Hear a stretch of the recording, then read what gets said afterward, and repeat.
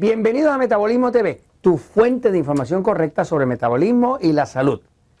Apnea del sueño y oxígeno. Yo soy Frank Suárez, especialista en obesidad y metabolismo. Hoy traigo un episodio así muy fascinante por un descubrimiento nuevo, emocionante que he hecho. Me tiene así como en excitación, ¿no? Pero como parte de la solución a lo que voy a hablar, al descubrimiento, tenemos que practicar unos ejercicios especiales, que son ejercicios especiales para los músculos de la cara y para la parte de la tráquea que se llama orofaringe, ¿verdad? Que es el área por donde entra el aire cuando uno está durmiendo. Las personas que tienen apnea del sueño, cada vez hay más personas con apnea del sueño. La persona que tiene apnea del sueño, pues se despierta a medianoche por falta de oxígeno.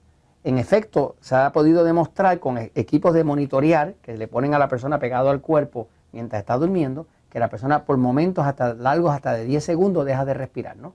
Cuando deja de respirar, pasan varias cosas. Lo primero es que baja el nivel de oxígeno a un nivel insostenible y en vez de ser un sueño profundo, es un sueño bien intranquilo. Y las palpitaciones, las palpitaciones suben 30 a 40%. O sea que una persona que puede tener un pulso de a lo mejor de 60, 65, 70, de momento se trepa en 110, 120, ¿no? Obviamente se agita. Cuando se agita, esa persona, además de tener apnea del sueño, pues va a tener poco oxígeno y al otro día va a amanecer con la glucosa muy alta. Cuando tenga la glucosa muy alta, le empieza a salir la barriga, empieza a engordar, y para colmo, cuando tiene apnea del sueño, muchas veces está hablando con otra persona y se queda ahí dormido, porque el cerebro es el usuario más grande de oxígeno del cuerpo. Cuando el oxígeno en el cuerpo está bajito, pues el cerebro no puede funcionar y básicamente como que se funde, ¿verdad? Se le caen los interruptores. Jorge, vamos a practicar los ejercicios. Jorge, saluda primero, ¿ok? Saluda primero, mira. Los ejercicios que se hacen, y ya mismo los voy a explicar, son ejercicios que tienen que ver con restablecer la musculatura de la cara.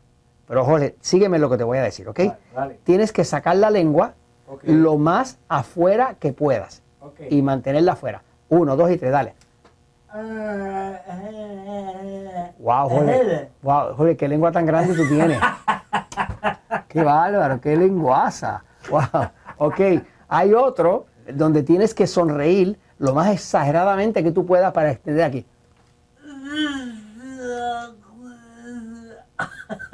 Eso abre la tráquea y las vías respiratorias y le das movimiento y agilidad a los músculos de aquí, ¿no? Porque la persona que tiene apnea del sueño va a pelear. Estoy viendo los ejercicios que restablecen. Jorge, tengo otro para ti, ¿ok? Vale. Tengo otro para ti. Tienes que hacer el labio bien fruncido como si fueras a dar un beso, pero así de forma exagerada. Dale, 1, 2 y 3.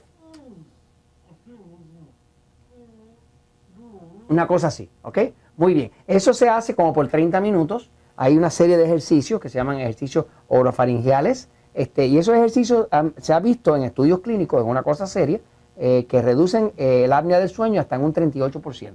Pero el descubrimiento más interesante que he hecho con este tema de la apnea del sueño, que de hecho se lo debo a un amigo mío, doctor, el doctor Juan Villarreal, me dio este dato y así como que me abrió la mente, porque él tiene algo de diabetes, y estaba teniendo problemas que el azúcar amanece muy alta por la mañana y demás, y se fue a hacer un estudio de apnea del sueño y encontraron que efectivamente él tiene apnea del sueño. Y al tener apnea del sueño, pues él duerme demasiado interrumpido y eso le causa mucho estrés al cuerpo y la glucosa siempre amanece alta. Y no sabían por qué amanecía alta y no podía controlar la diabetes hasta que encontró que tiene apnea del sueño.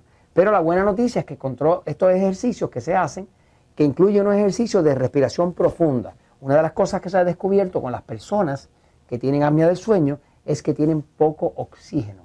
Y la solución principal es que se hacen los ejercicios faciales para restablecer la musculatura de la cara, ayudar la faringe a que se reconstruya, que tenga fuerza para que se pueda sostener y no se colapse mientras está durmiendo. Pero además de eso, que la persona haga unas inhalaciones profundas, porque todas estas personas que tienen apnea del sueño son personas que respiran demasiado llano. Entonces, es una respiración bien honda. y sostenerla y luego dejarla salir. Y vuelve otra vez. Y sostenerla y dejarla salir. Y si uno hace eso, digamos, como por 15 minutos corridos, lo primero que usted puede notar es que al hacer eso va a empezar a sudar. ¿Y sabe por qué está sudando? Porque al entrar tanto oxígeno se activa el metabolismo y el cuerpo se calienta. Y cuando se calienta empieza a sudar. Así que hay mucha gente que han visto que al hacer esos ejercicios de respiración profunda adelgazan.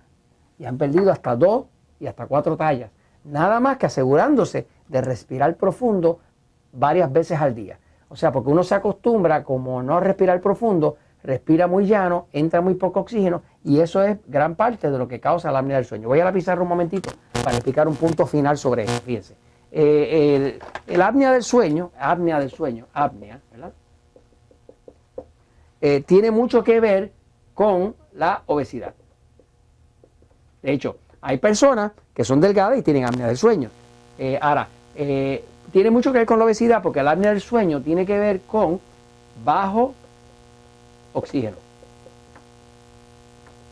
Como el oxígeno es la base de la combustión en las células, ¿verdad? Las células son así, tienen la mitocondria y el oxígeno entra aquí junto con los nutrientes como carbohidratos, proteínas, lípidos, grasas y demás, y ahí se crea la combustión y se hace esa sustancia que se llama ATP, que es adenosine trifosfate, que es trifosfato de adenosina, que es la energía del cuerpo y del metabolismo, ¿no?